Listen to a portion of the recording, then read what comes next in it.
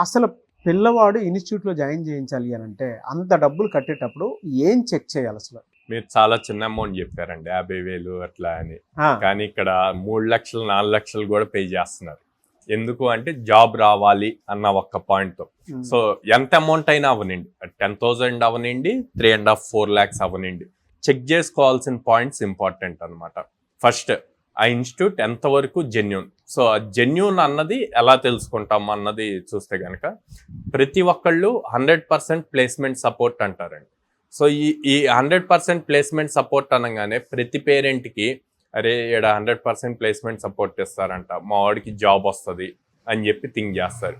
కానీ నిజంగా 100% placement support ఉందా, ఎంతమందికి జాబ్స్ వచ్చాయి, ఓకే, ఎంతమంది ప్లేస్ అవుతున్నారు, ఎన్ని ఆపర్చునిటీస్ ఇస్తున్నారు, ఎన్ని డ్రైవ్స్ జరుగుతున్నాయి అన్నది ఇంపార్టెంట్.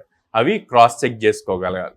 అవి క్రాస్ చెక్ చేసుకోవాలి అంటే మీరు ఒకసారి ఇన్స్టిట్యూట్కి విజిట్ అయ్యి అక్కడ ఉన్న పర్సన్తో మాట్లాడి, ఓకే మీ దగ్గర ఇంతమంది ప్లేస్ అయ్యారు అంటున్నారు కదా, మేము వాళ్ళతో డైరెక్ట్గా మాట్లాడొచ్చా అని చెప్పి అడగాలి.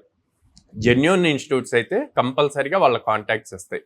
లేదు అంటే గనక సార్ మా పాలసీ ప్రకారం అట్లా ఇవ్వం ఇట్లా అని చెప్పి రీజన్స్ చెప్తాయి. అక్కడ మీరు ఆలోచించుకోవాలన్నమాట.